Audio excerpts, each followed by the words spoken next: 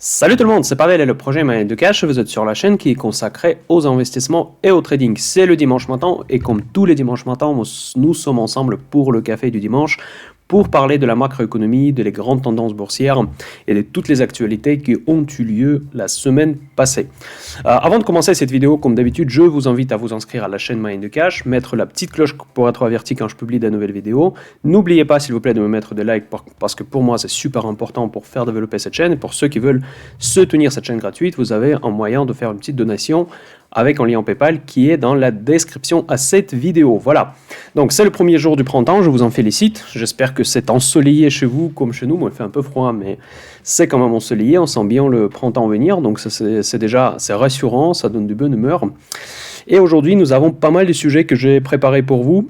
Je vous rappelle que pour ceux surtout qui trouvent mes vidéos un petit peu longues, que dans la description, dans un commentaire attaché à cette vidéo, vous pouvez trouver le sommaire, donc vous pouvez facilement passer d'un sujet à un autre si cela ne vous intéresse pas. Je reconnais que parfois mes vidéos sont un peu longues, mais j'ai quand même pas mal de contenu à vous présenter. Et du coup, je me suis organisé comme ça parce que bon, j'ai quand même aussi contrainte temporaire, donc j'enregistre une longue vidéo avec différents sujets. Voilà, donc pour cette vidéo, nous allons parler des choses suivantes. On va commencer traditionnellement par le tableau de bord, donc on va regarder les actifs principaux et les indices que moi je considère les plus importants pour comprendre les marchés actuels. Ensuite, nous allons parler de la réserve fédérale, ça c'était un événement clairement majeur que j'ai déjà parlé depuis début de mois de mars, que ça sera un événement très important peut-être pour cette année, la réunion de la réserve fédérale, leurs décisions qui ont été prises et pas que d'ailleurs parce qu'il y a une nouvelle qui est très importante qui n'a presque pas été évoquée en tout cas dans les médias français. Donc là, on va décortiquer tout ça ensemble. Ensuite, je vais vous raconter également comment j'ai géré de point de vue de trading la journée de 17 mars, qui est évidemment assez volatile et avec beaucoup d'inquiétude sur le marché. Donc, juste pour ceux qui font du trading, pour vous montrer comment je gère ces journées particulières. Voilà. Ensuite, on va regarder un petit peu le Covid parce que je commence à m'inquiéter un petit peu sur ce sujet parce qu'on a presque oublié déjà, de boursièrement parlant, qu'il y a la pandémie parce que les marchés, ils vivent dans l'avenir, ils sont déjà complètement dans un autre monde, mais j'ai l'impression qu'on est toujours là, donc on n'avance pas super vite, donc du coup il faut quand même revenir de temps en temps sur ce sujet, mais je vais essayer de ne pas passer beaucoup de temps là-dessus, parce que de toute façon les marchés, pour le moment, ça ne les inquiète pas. Je vais également vous présenter ma stratégie court terme, donc ça c'est la stratégie de trading, et ma vision des marchés court terme, surtout ça qui est plus important, pas mon trading, surtout la vision macroéconomique et tendancielle, je ne sais pas si on le dit comme ça en français, et aussi ma vision plus moyen terme, parce que long terme, évidemment, vous avez tous les portefeuilles d'investissement long terme qui sont régulièrement exposés sur ma chaîne, où j'essaie d'être au maximum transparent. J'espère que ça mérite un petit like, donc parce que vous savez que j'ai 3 portefeuilles qui sont ouverts. C'est mon portefeuille que je vous expose tous les mois, le portefeuille PEA que je vous ai présenté hier d'ailleurs, et maintenant il y aura en portefeuille, ce que j'appelle portefeuille rentier, donc les investissements qui sont orientés dividendes et revenus passifs pour ceux qui veulent vivre de la bourse ou bien créer un complément de revenus avec la bourse. Donc du coup, c'est là où se concentre ma stratégie, on va dire, long terme. Voilà, donc ça c'est le plan pour cette vidéo. Donc là, je vais commencer traditionnellement par le tableau de bord. Donc les indices américains, très rapidement, parce que moi, encore une fois, je vous rappelle que je regarde principalement les indices américains parce que c'est les marchés où j'ai le plus de positions. Je suis désolé, j'habite en France, j'ai une nationalité française, même si je suis d'origine pas français.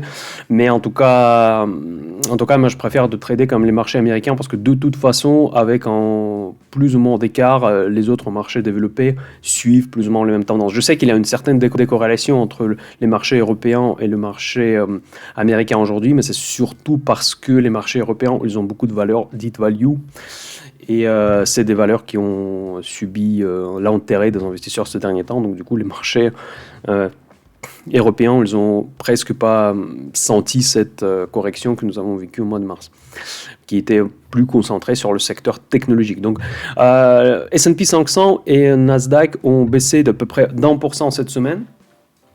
Rien de grave dans les conditions actuelles, dans les conditions d'incertitude actuelles, c'est pas grand-chose. Donc, on va regarder vous voyez mon chien derrière vous passe bonjour. Et on va regarder rapidement l'image technique de Nasdaq. C'est celle que je suis le plus, en tout cas pour moi, pour le trading, je trouve que c'est le plus intéressant. Et c'est là où on peut repérer les niveaux de manière assez simple. Donc, attendez juste, je vais vous montrer cela. Donc, je rappelle à ceux qui ne suivent pas régulièrement mes vidéos qu'il y a 2 semaines, justement, j'ai dessiné cette ligne verte, en fait, qui c'était ma prévision. Maintenant, d'ailleurs, c'est assez sympa parce que comme ça, on peut désormais se valider, en fait, est-ce que j'avais raison ou pas. Donc, on voit que les marchés ont plus ou moins suivi ce que je dessinais il y a 2 semaines. On s'est cogné contre le bas du canal haussier qui a été entamé à partir de la reprise en V de post-Covid. Donc c'est le canal dans lequel les cours de Nasdaq, les actions de Nasdaq ont évolué pendant l'année 2020 et début de 2021. Et on est sorti que récemment pendant cette correction de mois de mars que moi j'ai largement anticipé sur mon timeline que je ne vais peut-être pas présenter aujourd'hui parce que toujours j'ai pas de certitude, j'ai pas de visibilité pour le mettre à jour. Et donc du coup là on est sorti de ce canal et pour moi c'est la majeure inquiétude et du coup le retour dans ce canal effectivement nous ouvrira encore une possibilité d'une longue phase de hausse et pour moi c'est le retour dans ce canal je m'attendais que ça sera problématique. On s'est rapproché presque pile poil quelques centimes près, on va dire, au bas de ce canal, mais on n'a pas réussi de le traverser. Moi, je croyais qu'on va quand même le traverser, et après on va revenir encore à la baisse, mais en tout cas, j'étais quasi exact sur ce mouvement du marché il y a 2 semaines. Donc maintenant, c'est le moment pour enlever cette ligne verte, enfin, parce que donc, du coup, il n'est plus d'actualité. Donc là, le marché il a fait ce mouvement. Et maintenant, ça serait le moment de faire une autre anticipation. Mais malheureusement, aujourd'hui, il faut reconnaître que je ne vais pas jouer la boule de cristal. Je ne vois pas où le marché peut aller maintenant. Je pense que je vais éviter le trading, en tout cas sur cet indice la semaine prochaine. Bon, à voir. En tout cas, de toute façon, le trading, ça change tellement vite. Peut-être il y aura des signaux la semaine prochaine. En tout cas, moi, je suis pas trader très actif. Moi, j'ai plus de positions. On peut pas appeler ça non plus swing trading, mais peut-être de quelques jours. Donc, pour moi, pour l'instant, il n'y a pas de visibilité. Donc là, je vois, ça représente un peu quelque part la situation fondamentale que nous allons analyser dans la deuxième partie de cette vidéo, parce que la Fed n'a pas apporté de visibilité. Donc du coup, quand vous regardez les bourses, quand vous regardez les cours de bourse, ça reflète les fondamentaux veut ou pas, croient ou pas. On peut en discuter pendant des heures et des heures entre l'analyse fondamentale et l'analyse graphique. Mais dans tous les cas, au final, les marchés, ils représentent le fond fondamental. Parce que évidemment, les banques centrales, c'est la variable de variation principale pour les marchés, la variable d'ajustement, pardon. Et donc du coup, les banques centrales n'ont pas donné de visibilité et les marchés aujourd'hui ne savent tout simplement pas où il faut aller. Moi, je veux pas jouer un petit peu boule de cristal, encore une fois, pour vous dire que moi, je pense que ça va aller là ou là, parce que clairement, les 2 dernières séances de la semaine dernière nous ont montré que le marché eux-mêmes ne savent pas où il faut aller. Parce que comment interpréter ce message de la Fed? C'est très compliqué. La situation est très compliquée. Probablement pour le trading, c'est le moment de passer sur d'autres actifs où la situation elle est beaucoup plus prévisible, où on peut avoir des positions beaucoup plus sensées de point de vue à la fois et technique et fondamental et macroéconomique. Voilà. Donc du coup, j'ai pas d'avis pour le Nasdaq aujourd'hui. Mais en tout cas, la figure que je vous ai présentée il y a 2 semaines, il s'est réalisé parce que là, il y a 2 semaines, avant la Fed, c'était assez clair parce qu'on savait que juste pendant 2 semaines, on n'aura pas de clarification. Maintenant, on n'a pas toujours, mais ça devient une autre réalité. Donc du coup, on ne peut plus appliquer les mêmes règles qu'il y a 2 semaines. Donc je suis désolé, ici, je ne peux pas vous apporter beaucoup de précision. Pour l'instant, je reste, comme disent les Anglais, I stand clear. Je prends la distance de cet indice dont le mouvement des prix, je ne comprends plus. Voilà, maintenant je retourne sur mon tableau de bord. Apple, comme je vous dis toujours, pour moi c'est une indice, quasiment c'est la plus grosse valorisation mondiale. Et donc là elle est fermée en dessous de seuil, mais vraiment en dessous. Regardez comment le niveau technique, en fait l'analyse technique fonctionne bien en fait. Je vous disais toujours depuis plusieurs semaines que le seuil de 120 sur Apple c'est vraiment un seuil technique super important. Et on a fini la semaine en dessous. Et c'est encore une fois un signal qui sème une certaine incertitude sur les marchés, car les marchés ne pourront pas monter si Apple baisse. Ça, c'est très important. C'est pour ça que je l'ai sorti sur ce tableau de bord qui prétend être macroéconomique. Ça peut être un peu surprenant pour quelqu'un de voir Apple dedans, mais en tout cas, dans les faits, en fait, Apple, il impacte énormément les tendances globales. Donc voilà, donc l'indice dollar, donc là on va pas trop s'arrêter là-dessus. Il y a eu pas beaucoup de mouvements au niveau de Eurodoll, donc malgré qu'il y a eu des événements quand même majeurs. Je trouve toujours, d'ailleurs, je parlais un petit peu de devises, je trouve toujours que Euro-dollar il est intéressant aujourd'hui parce qu'il n'est pas cher.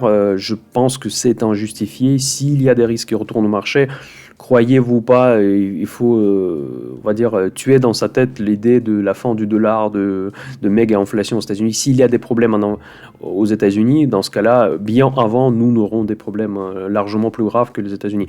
Donc, en tout cas, dans le système actuel, voulez-vous pas, aimez-vous les États-Unis ou pas, le dollar, c'est une valeur refuge. Et donc, si le vrai risk off revient sur le marché, le dollar va être racheté, les obligations américaines vont être achetées, quoi qu'il arrive. Donc, je vous rappelle d'ailleurs qu'il y a quelques années, quand l'agence S&P Standard & Poor's a baissé la note des États-Unis, donc du coup, ils ont perdu la note AAA. Qu'est-ce qui s'est passé ? Bon, logiquement, ça devrait être... tout le monde doit avoir peur d'investir aux États-Unis. Non, pas du tout. Parce qu'ils ont eu peur, ils sont partis dans les actifs refuges, le 10 ans américain et le dollar. Donc, ne tombez pas dans le piège d'être débutant et croire que dollar c'est mort, ou bien être influencé par des chaînes qui aiment bien promouvoir ces idées-là. En tout cas, voilà, donc pour le dollar, j'ai rien à dire. Toujours la paire euro-franc suisse me surprend, parce que vraiment, franc suisse, compte tenu de la situation actuelle, me paraît vraiment un investissement super intéressant. Il était déjà cher, donc il reste même très cher à ces niveaux-là. Je vous rappelle, juste pour ceux qui ne suivent pas, parce que moi je suis très proche de la Suisse, donc du coup je suis, on va dire, d'office ce cours. C'est quand même le niveau normal, c'est un vent, donc un vent et plus, donc du coup c'est là, dans le monde normal on était là, mais avec l'augmentation des crises pendant la Covid, etc., donc du coup tout le monde s'est ruiné vers des actifs refuges. Certains actifs refuges ont été abandonnés avec la reprise de l'année 2020, mais en tout cas les investisseurs ont quand même préféré de rester dans le CHF, et le CHF n'a pas trop perdu de sa valeur. Maintenant il est en train de perdre sa valeur, mais je ne comprends pas trop pourquoi. C'est probablement lié plus à l'appréciation de l'euro qu'à la dépréciation de CHF. Mais en tout cas, bon, ce cours me paraît quand même assez bizarre. Voilà, maintenant on arrive au point plus important, c'est les taux US. En fait, aujourd'hui, c'est le driver principal des marchés. Donc les marchés aujourd'hui, ils regardent le taux US, s'il augmente, les marchés baissent, s'il baisse, les marchés montent. C'est super simple aujourd'hui, mais le problème c'est que vous ne pouvez pas anticiper les taux US, parce que c'est un marché administré. Je vous rappelle que ce que la Fed intervient sur la courbe des taux américains. Vous voyez d'ailleurs que je suis sorti le taux 1 an et le taux 30 ans dans ma liste. Avant, ce n'était pas le cas. Comme ça, vous pouvez avoir une idée de la forme de cette courbe. Normalement, la courbe doit être ascendante. Donc, cela veut dire que le taux court terme est inférieur au taux plus long terme.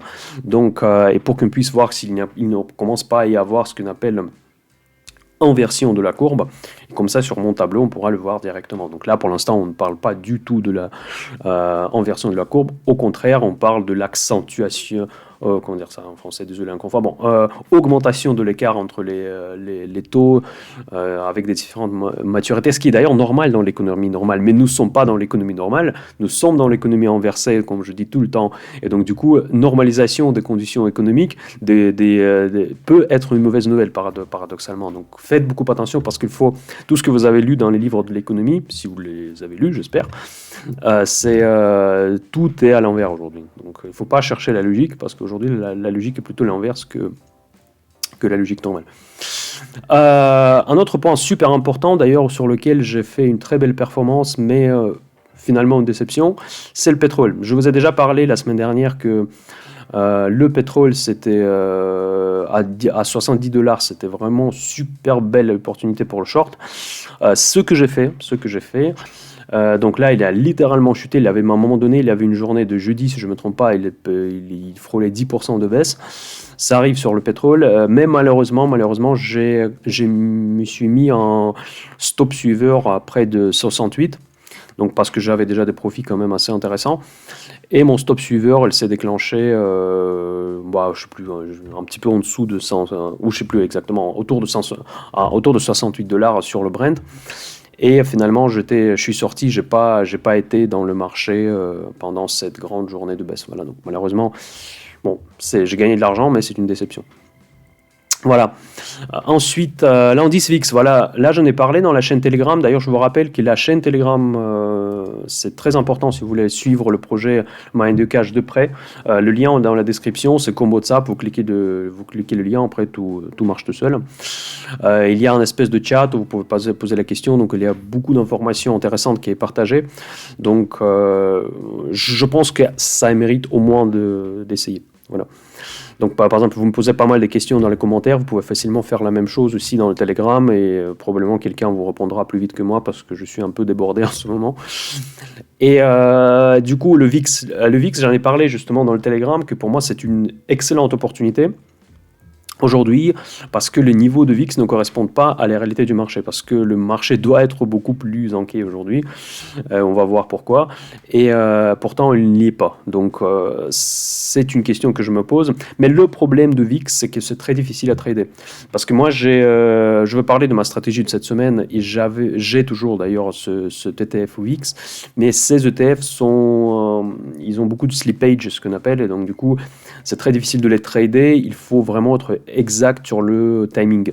Donc ça veut dire qu'il faut vraiment réussir de l'acheter au moment quand ça va exploser. Déjà, c'est un actif très volatile, mais et en plus, timer cet actif-là, c'est très compliqué. Mais en tout cas, construire une position cohérente sans y engager des dizaines et des dizaines de milliers d'euros, c'est compliqué. En fait, normalement, cette position, vous pouvez vous construire vous-même avec des options, mais des options, c'est en lot de 10 valeurs d'indice S&P, donc je vous laisse calculer.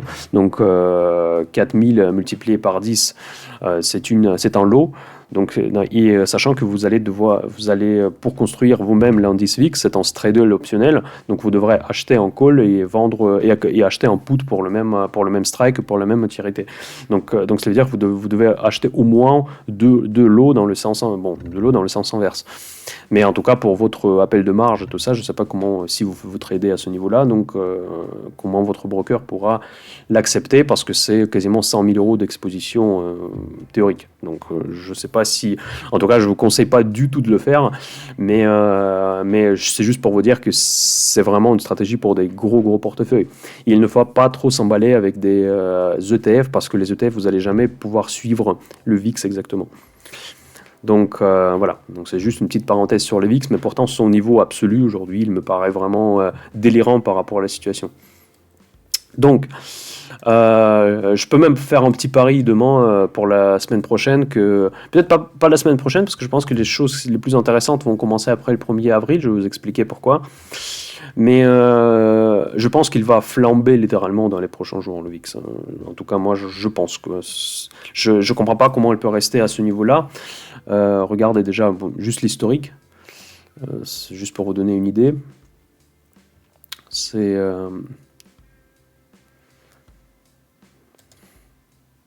Vous voyez, donc notre indice de la peur, elle est au plus bas depuis, je sais pas, depuis je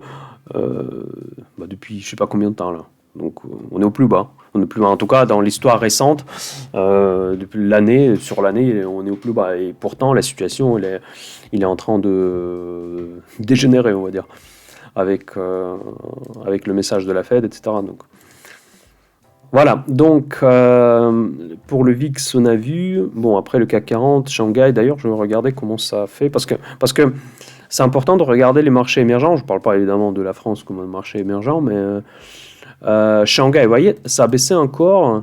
Et pourquoi c'est important? C'est que les marchés émergents, souvent, ils commencent leur baisse avant les marchés développés. Mais pour moi, la Chine, c'est pas vraiment un marché émergent, parce que donc du coup, ils ont déjà pas mal émergé. Et je ne sais pas si on peut s'inspirer de la Chine comme un indicateur comme ça. Voilà, ensuite, bon, les taux européens, ils suivent un peu la même tendance que le taux US. Ouais, le taux US, peut-être. Bon, après, je sais pas, c'est un peu bizarre ce que montre ici le Investing, parce que vu qu'ils font le pourcentage sur le pourcentage, c'est un peu compliqué à lire ces chiffres-là. Tesla, elle est encore. En fait, en bas de tableau, en fait, pour moi, c'est les indicateurs de exubérance irrationnelle, je l'appelle comme ça. Donc, l'action Tesla, évidemment, qui rime rien, dont le cours est complètement fou. Donc là, il continue sa chute, mais 5%,6, bon, pour Tesla, c'est rien, hein, c'est une variation d'une journée, même pas. BTC, je sais pas, toujours, je commence à m'inspirer un peu plus des idées des cryptos parce que sa résilience dans les situations d'incertitude m'impressionne quand même. Donc du coup, moi j'ai du Bitcoin un petit peu, mais vous le savez parfaitement, mais en tout cas, ça me paraît quand même assez. Moi, je suis pas expert dans les cryptos, je veux pas trop donner des commentaires là-dessus, quoi. Et l'or, encore une fois, bon, l'or c'est un peu l'actif spéculatif que je spécule de temps en temps. Et là, on s'approche à un niveau où une seuil technique de 1750. Je ne sais pas si je vais faire quelque chose, peut-être. Peut-être je vais peut-être essayer de jouer un petit peu le short autour de ça. Mais à voir, parce que l'or, aujourd'hui, il n'a aucune logique dans ses mouvements, parce qu'il baisse quand les anticipations d'inflation montent. Pourtant, il est vu comme une protection contre l'inflation, et c'est l'idée avec laquelle je ne suis pas d'accord du tout. Et j'ai déjà parlé beaucoup de fois sur la chaîne pourquoi, donc je ne vais pas trop me répéter là-dessus, parce que la vidéo sera sinon très longue aujourd'hui. Voilà, donc là, je pense qu'on a fait le tour pour le tableau de bord. Et on va parler de l'événement principal de cette semaine, c'est la réunion de la Réserve fédérale. Qu'est-ce qu'elle nous a apporté comme réponse? Je serai obligé de faire une petite parenthèse. Je suis désolé pour vous expliquer quelles sont les bases, en fait, pourquoi cette réunion était particulièrement importante, parce que vous devez me comprendre aussi que il y a de nouveaux arrivés sur la chaîne. Je ne sais pas quels sont vos niveaux. Il y a des débutants, il y a des confirmés, il y a des experts. Donc, pardon. Et donc du coup, je suis un peu obligé d'expliquer, de me répéter sur certains points pour expliquer pourquoi les choses sont importantes. Voilà. Et donc vous pouvez passer justement sur le niveau, sur le sujet suivant si vous considérez que vous savez parfaitement les raisons pourquoi c'était important cette réunion concrète. Donc en fait, toute cette histoire prend sa source à l'époque de la crise des subprimes, où au lieu de résoudre les problèmes, en fait, on a décidé les banques centrales ont proposé au gouvernement, c'est quelque part, elle était entre le deal entre les régulateurs des banques centrales et les gouvernements des pays, que en fait, on va liquider le marché, on va inonder le marché avec des liquidités, donc du coup, on va, ce qu'on dit, imprimer de l'argent, mais en réalité, c'est pas l'imprimer de l'argent, d'ailleurs, c'est une illusion qu'ont souvent les gens. Donc, en gros, ils ont créé des conditions très facilitées pour l'accès aux liquidités, donc sur les marchés financiers. Et donc, ils ont dit que ça vous donnera le temps au gouvernement pour faire des réformes, pour éventuellement revoir votre système fiscal, pour se désendetter, patati patata. Voilà, bon, bref. En tout cas, évidemment, et c'était il y a 12 ans, donc en tout cas, évidemment, les gouvernements n'ont rien fait, donc voire se sont endettés encore plus. Et finalement, ces mesures exceptionnelles qu'ont prises les banques centrales sont devenues la nouvelle norme sur les marchés financiers. Donc on s'est habitué depuis 12 ans que les taux sont à zéro, les taux de refinancement, et le taux directeur plutôt. Et ensuite, en plus à ces taux, il y a les banques centrales, elles rachètent les obligations justement pour baisser les taux réels dans l'économie. Donc en gros, c'est pour ça que je vous disais tout à l'heure que le marché obligataire, elle est administré, donc c'est tout simplement parce que les banques centrales, elles contrôlent la courbe des taux en rachetant des obligations systématiquement dans le cadre de leur programme des QE, Quantitative Easing. Je ne sais pas s'il y a une traduction, assouplissement monétaire en français, voilà. Et donc, ces programmes durent depuis des années et des années. On a essayé de les arrêter en fin 2018. Ça a immédiatement créé un krach boursier. Vous pouvez regarder sur les indices que fin l'année 2018, la chaîne moyenne de cash existait déjà. J'avais des anciennes vidéos là-dessus. où je disais justement que ce crack était inévitable. Si la Fed essaye d'arrêter ses programmes, ils ont essayé, ils ont vu qu'il y avait un crack et sont revenus au bon vieux système de rachat des obligations et de baisse des taux. Voilà, donc en gros c'est ça l'idée. Mais le problème c'est que pendant ces 12 ans, on n'a jamais été confronté au problème de l'inflation. On était toujours dans le scénario japonais, donc du coup on avait croissance molle, la presque déflation, et donc du coup on pouvait se permettre d'imprimer, je n'aime pas utiliser ce mot imprimer de l'argent, mais encore créer de liquidité excessive dans le système pour justement stimuler le crédit dans l'économie réelle, mais cette pratique a un effet pervers de l'inflation des actifs qui nous a permis d'avoir les bourses au plus haut historique. Ça a permis de monter des actifs comme Bitcoin, comme les GameStop maintenant, parce que là on est parti complètement dans un délire depuis le Covid, mais avant le Covid c'était un peu ça aussi, donc tout le monde rachetait tout, donc les marchés n'ont vécu presque pas de correction, pas de correction significative, justement grâce au soutien des banques centrales, parce que quoi qu'il arrive, moindre crise, toujours la banque centrale se pointait à la télé, il disait que tout se passe bien, on va tout racheter, et à chaque fois les marchés reprenaient leur chemin de la hausse, et ça s'est continué pendant des années et des années comme ça. Donc aujourd'hui, la situation semble changer parce que nous sommes en train de sortir de la crise de Covid à la réouverture. Je ne sais pas quand elle aura lieu, mais à la réouverture, nous allons forcément vivre une certaine période de l'inflation parce que tout le monde va aller consommer. Je vous promets, moi aussi, je vais aller consommer pas mal, je vais aller voyager, je vais faire plein de choses. Et en plus à cela, déjà, l'économie américaine qui redémarre au jour actuel, sans l'ouverture totale, l'économie déjà elle redémarre pas mal. Biden, il met encore une couche au-dessus avec ses 1,9 milliard de dollars, dont une grande partie sera distribuée directement sur les comptes sous une forme d'échec de 1 400 dollars à des personnes qui gagnent en dessous de 80 000 dollars par an. Donc c'est quand même une grande partie de la population américaine. Donc ça va créer forcément de l'inflation. Et une partie de cette somme ira sur le marché financier, va revenir dans les actions, mais pas tellement énorme. Selon l'estimation de Deutsche Bank, ça sera moins de 200 milliards de dollars, ce qui est quelques minutes de trading de Apple, quelques heures plutôt. Voilà, donc dans tous les cas, nous sommes aujourd'hui face à ce phénomène de l'inflation dans l'économie réelle. Et donc du coup, maintenant, le discours de la Réserve fédérale qu'il a eu le jeudi dernier, donc c'était mercredi, pardon. Donc, quand ils ont dit que nous, on change rien, on laisse les taux inchangés et on continue les rachats des obligations, ça ne crée plus de ce phénomène de soulagement sur le marché financier, tout simplement parce que aujourd'hui, la situation a changé. Aujourd'hui, maintenant, quand on dit qu'on va pas arrêter le programme des QI, on va pas surtout augmenter les taux, parce qu'augmenter les taux, c'est un crack boursier immédiat.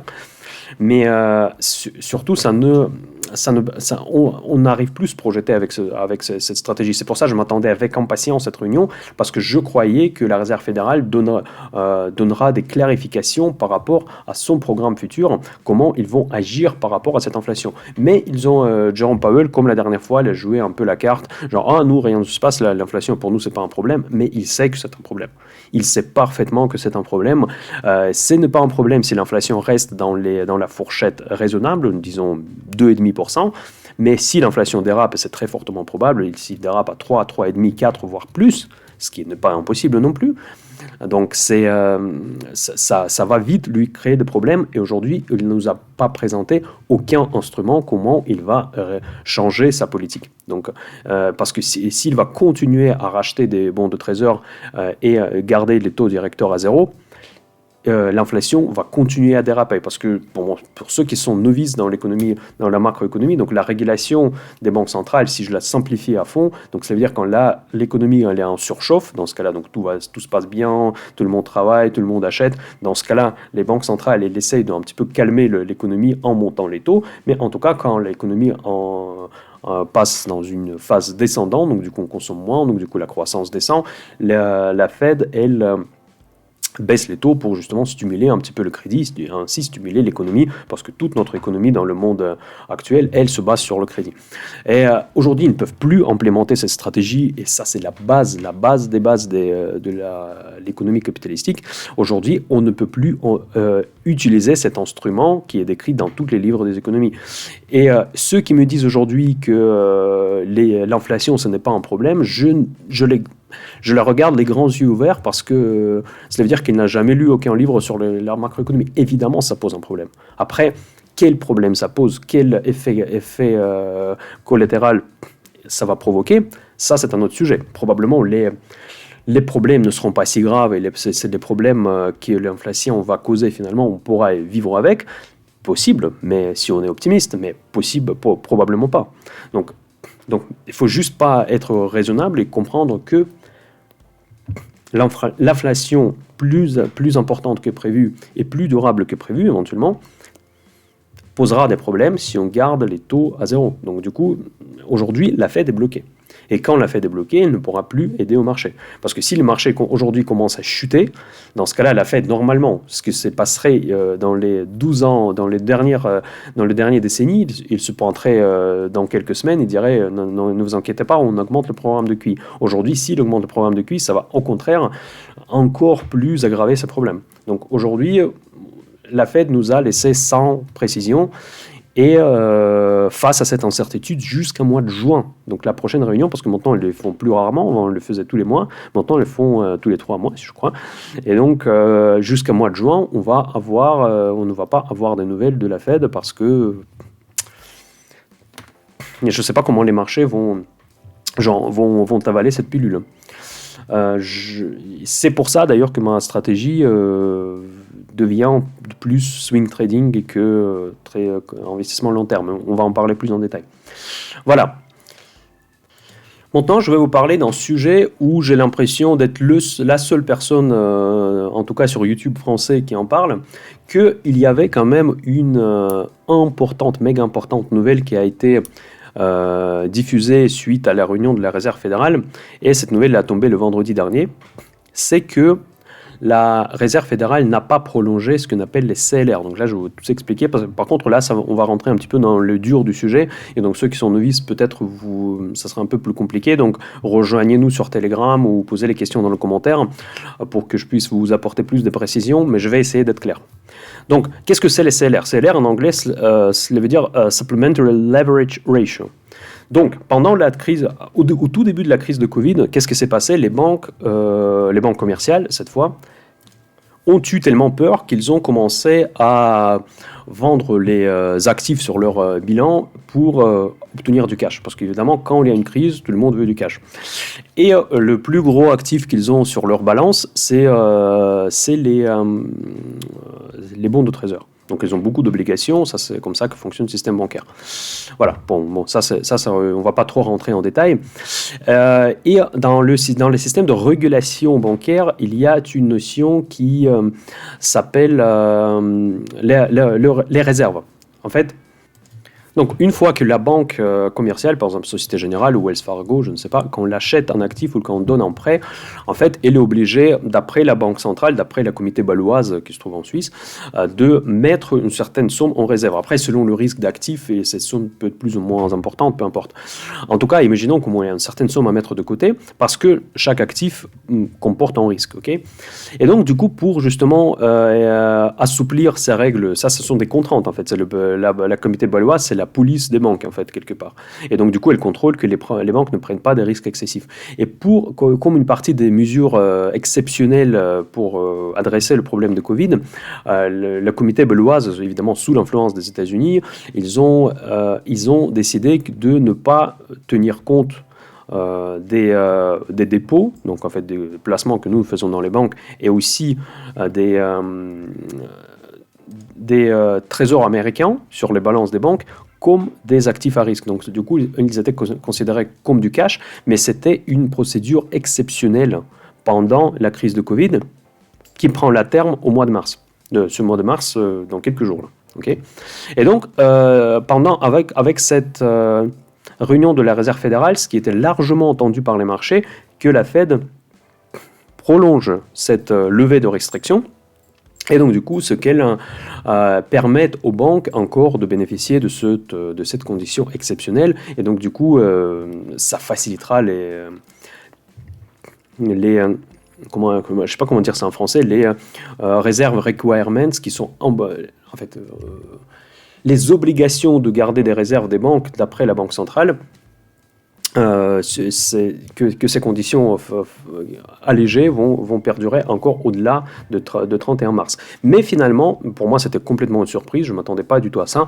La Fed elle a décidé de ne pas étendre justement cette CLR, ce qu'on appelle ce Supplementary Leverage Ratio, au-delà de 31 mars. Donc, cela veut dire qu'à partir de 1er avril, et ça devient ma date pivot pour analyser dans le monde analyse des marchés, les banques centrales vont, toutes les treasuries qu'ils ont, les 10 ans américains qu'ils ont sur leur bilan, en fait, ils vont être considérés comme le risque. Ils devront mettre des réserves par rapport à cette montagne de la dette américaine qu'ils ont sur le balance. Ils vont faire quoi? Ils vont se débarrasser de ces investissements, on va dire entre guillemets, dans la dette américaine pour récupérer le cash et évidemment, quelque part,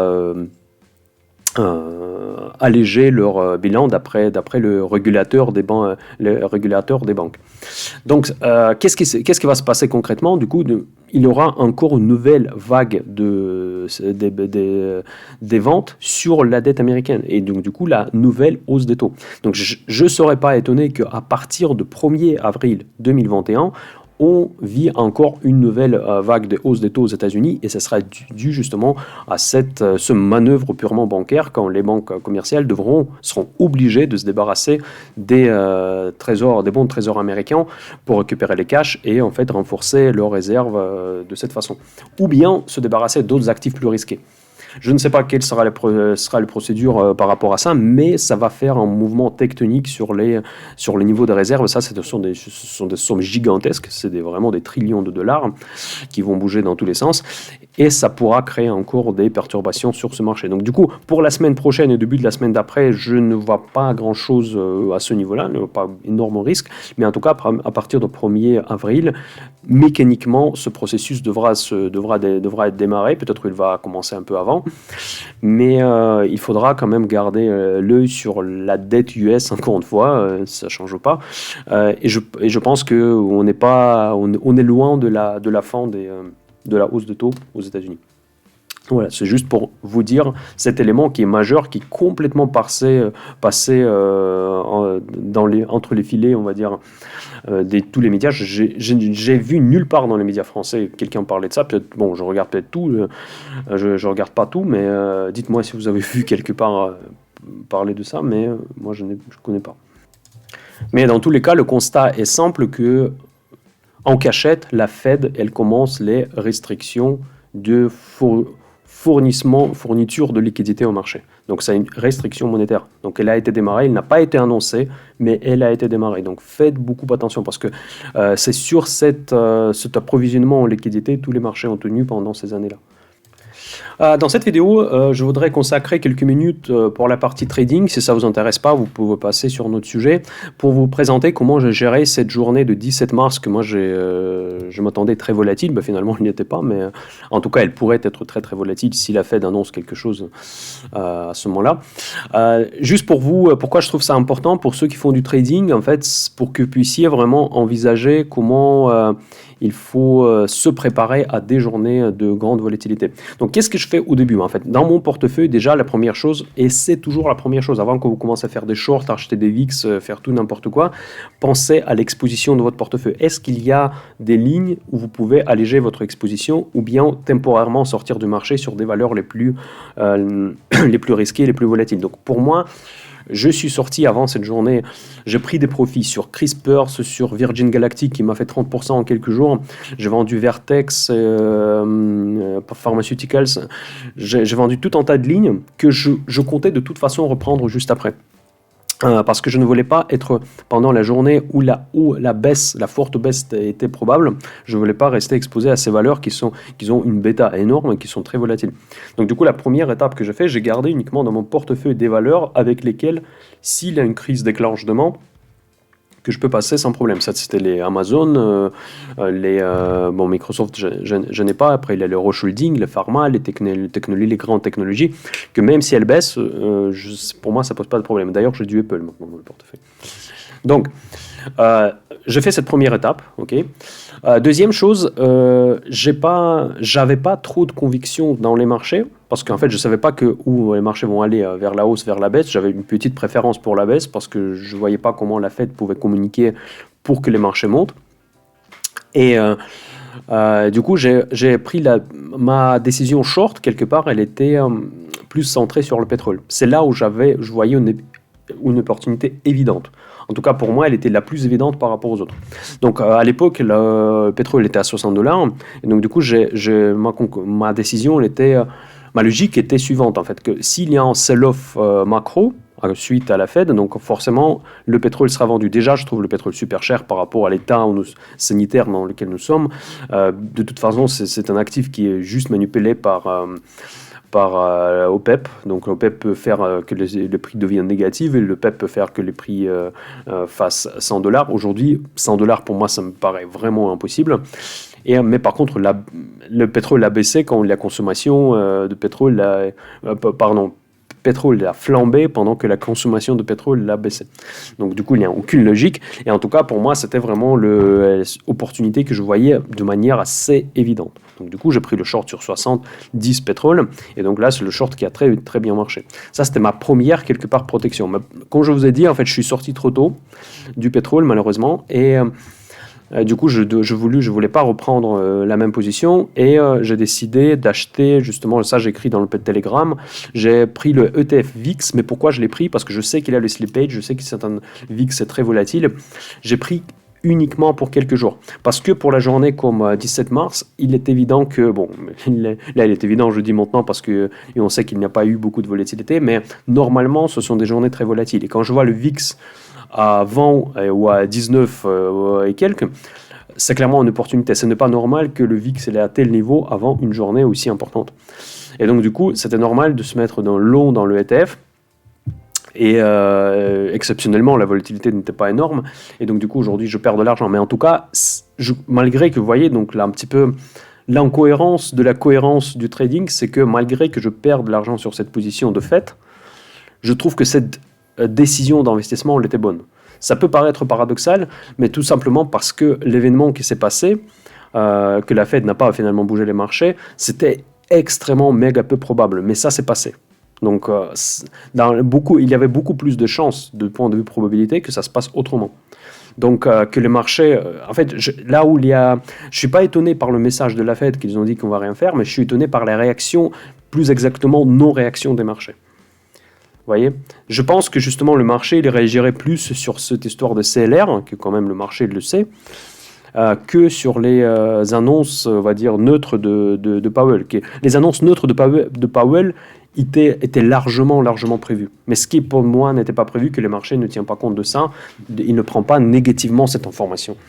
Et j'avais raison d'ailleurs sur le taux US, parce que si vous regardez, le même jour quand Powell il parlait, le taux US il s'est envolé, mais par contre le marché n'a pas réagi. Ça, pour moi, c'est quelque chose de bizarre. Et pour l'instant, je garde encore le VIX, mais je vais le vendre le mardi si la volatilité ne s'explose pas sur 2 premières séances la semaine prochaine. Dans ce cas-là, je vais reconnaître que donc, du coup, ça n'a pas marché. Tant pis. Et finalement, je vais passer à autre chose. Et aussi, comme dernière partie de ma stratégie pour se protéger pendant cette journée que je m'attendais volatile, j'ai racheté les ventes de mes options put, parce que vous savez, pour ceux qui me suivent régulièrement, que j'applique quasiment tous les mois une stratégie vente des puts sur des valeurs qui m'intéressent. Donc du coup, j'avais pas mal de profits au mois de mars, parce que j'ai acheté pendant la correction au début du mois, et après il y a eu une reprise. Et finalement, donc du coup, les options ont pas mal baissé, les puts en fait, ils ont pas mal baissé, et donc du coup, je les ai rachetés, et j'ai encaissé les gains sur ces valeurs vraiment au bon moment, juste avant de ce discours de la Fed. Donc voilà, en gros, mais ça fait plus partie de réduire l'exposition que de se hedger. Donc les messages ici que je veux vous transmettre, c'est que avant de se hedger avec des produits complexes, pensez à gérer correctement votre position. Peut-être que ça va être suffisant. D'ailleurs, c'est suffisant dans la 70% des cas. À moins que votre portefeuille il est construit de façon très complexe, il suffit de faire ça pour que vous dormiez tranquille. Bon, je vous ai promis de parler rapidement sur le Covid parce que ce sujet commence à m'inquiéter. Vous voyez que la France, elle est en train de partir en confinement, l'Italie, elle est en confinement. J'ai l'impression un peu de revivre exactement les mêmes jours comme au début de l'année 2020. Mais évidemment, les mêmes causes ne provoquent pas les mêmes effets. Donc ça, il faut toujours tenir dans la tête quand vous investissez en bourse, quand vous tradez en bourse surtout, qu'aujourd'hui, le Covid, ce n'est pas le sujet du marché. Donc toutes ces déboires de AstraZeneca, etc. Donc ce n'est pas le sujet vraiment boursier. Peut-être il va en devenir un jour, mais en tout cas, aujourd'hui, ce n'est pas le cas. Et je trouve, maintenant, je commence à penser que le marché commence à être un peu trop pessimiste par rapport à la réouverture. Parce que déjà, on parle que de la réouverture. C'est très rigolo d'ailleurs de regarder, parce que moi je suis en bourse et dans la vie réelle, évidemment. Donc en bourse, on parle que de la réouverture, de l'inflation, de consommation, etc.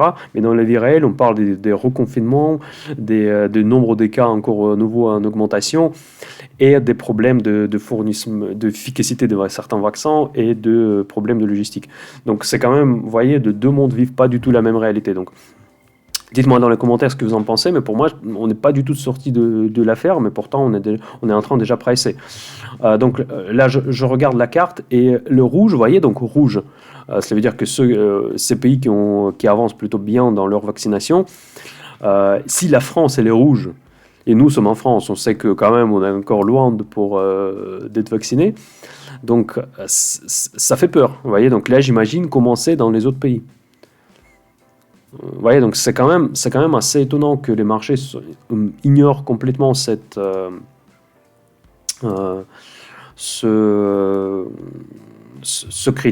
phénomène, parce que pourtant c'était un peu sujet boursier principal de l'année dernière. Mais en tout cas, bon, bref.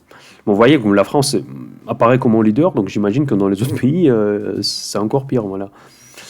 Donc, ça, c'est ce que concerne le Covid. Pardon, Luc.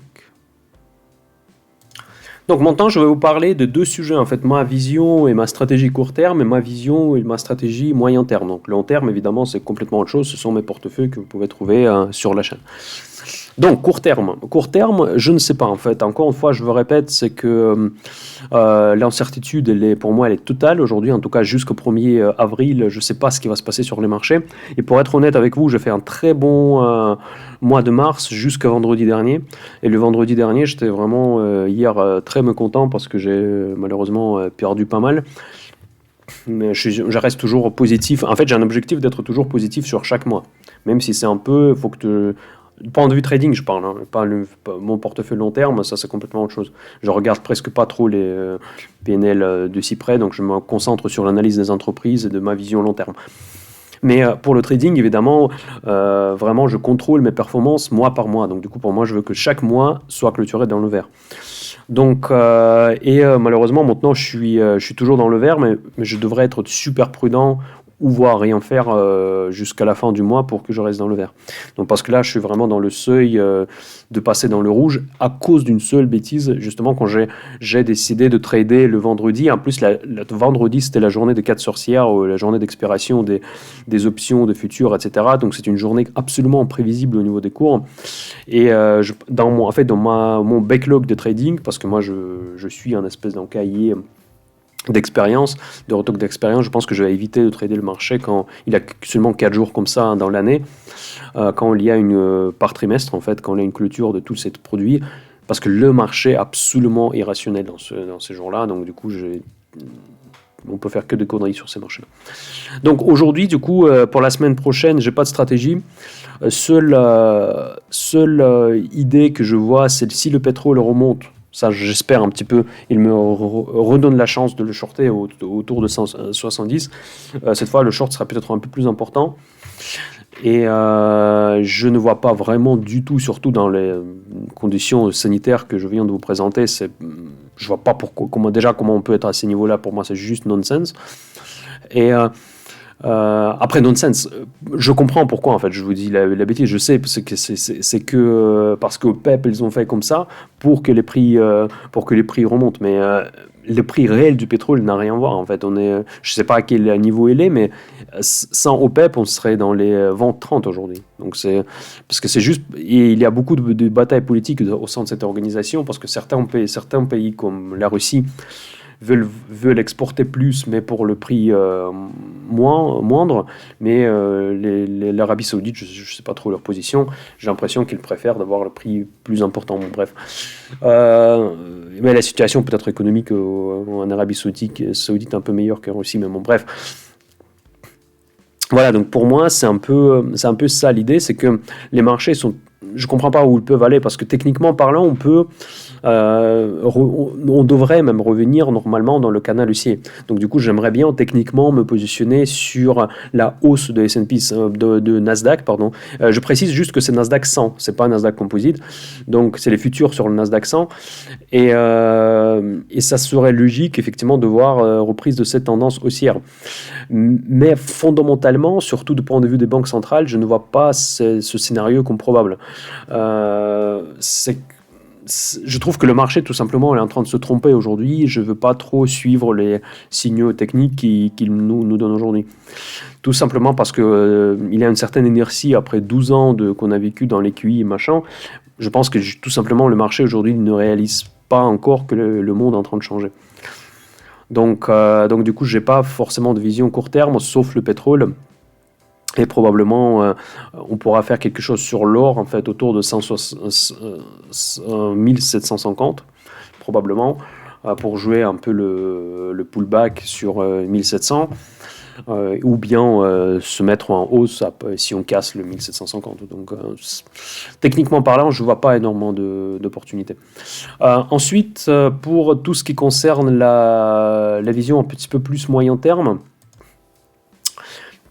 je parle d'ici quelques semaines, je pense que je vais commencer à accumuler, ça va peut-être se passer même la semaine prochaine, je vais commencer à accumuler les positions short sur les banques, parce que les banques sont pour moi, déjà elles sont trop chères, je trouve. Mais après, je sais qu'il y en a certains qui aiment les banques, mais moi je ne suis pas du tout convaincu. Pour moi, c'est juste Bon, je ne veux pas trop rentrer dans mon débat, j'en ai déjà parlé que pour moi, ça va devenir dans ce système administré, ils vont un jour devenir les agents politiques de la Banque centrale qui vont distribuer les crédits à perte, à mon avis. Donc il faut oublier de la rentabilité de ces organisations. Donc vous pouvez voir que sur un an, on est au plus haut, sur Wells Fargo. Donc ça, c'est sur 5 ans, c'est un peu représentatif. Mais en tout cas, dans les conditions actuelles, moi, je trouve que ce n'est pas justifié. Et avec ce phénomène de CLR, donc les banques, ils vont faire face à des normes plus restrictives en termes de déblocage des prêts.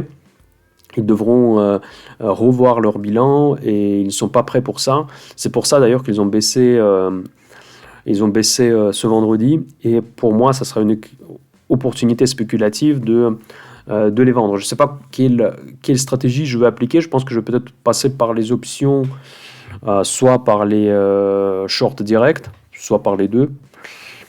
Mais en tout cas, pour le moment, pour moi, parmi des opportunités évidentes, où je vois et techniquement et fondamentalement une opportunité, c'est le secteur bancaire, le pétrole. C'est les deux dont les prix sont juste illogiques. Mais par contre, pour le pétrole, c'est un peu plus délicat parce qu'il y a OPEP derrière. Derrière les banques, il n'y a personne. Donc personne ne va les acheter les actions des banques pour les sauver. Donc je dirais que les banques, c'est même peut-être un peu même plus évident que le pétrole dans la situation actuelle. Donc du coup, pour moi, je pense que ma stratégie va être concentrée plutôt sur ce secteur que sur les indices en général. Et en plus, les banques aujourd'hui n'ont pas énormément de poids dans les indices. Donc du coup, ils vont peut-être aller dans le contresens avec des indices. Donc du coup, voilà. Donc moyen terme aussi, ma vision, et ça c'est peut-être le plus important, je ne pense pas nécessairement qu'on va vivre une crise vraiment majeure, parce que encore une fois, le problème, il n'est pas dans le taux US. Le taux des obligations peut être administré par la Banque centrale si elle veut. En fait, ils peuvent commencer à racheter des obligations. Le taux, c'est vraiment les anticipations de l'inflation. Et ces anticipations de l'inflation vont nous déranger encore pendant pas mal de temps, mais je ne pense pas que ça va créer un crack qu'on va après raconter à nos enfants. Ce n'est pas quand même la situation comparable à 2008-2009. Parce qu'on reste quand même dans les questions monétaires où les banques centrales savent quoi faire. Donc, mais par contre, je ne crois pas non plus à la hausse sans arrêt désormais comme on a vécu ces dernières années. Tout simplement parce qu'il y aura toujours cette remise en cause des injections des liquidités de la part des banques centrales qui va toujours être sur la table. Tandis qu'il n'était pas avant. On savait de toute façon que les banques centrales vont être là. Ici, on ne sait plus si les banques vont être là, mais en tout cas, il ne faut pas nécessairement... je ne me prépare pas à un crack boursier majeur, à moins que vraiment les choses dérapent de façon inattendue, et à moins que la Fed décide à augmenter les taux.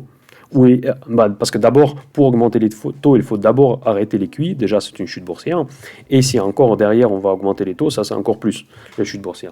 Donc, pour l'instant, c'est pas dans les cartons de la Fed. En tout cas, si on croit à Powell, il nous a donné les rendez-vous en juin prochain.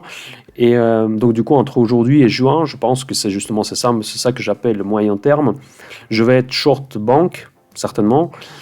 Et après, selon les situations, selon les prochains cafés du dimanche qu'on passe ensemble déjà traditionnellement, je vais vous donner mes mises à jour de mes idées. Voilà, donc c'est tout pour aujourd'hui. J'espère que vous allez passer une excellente journée dimanche. J'espère que c'est ensoleillé dans votre région. Vous allez profiter des premiers jours du printemps.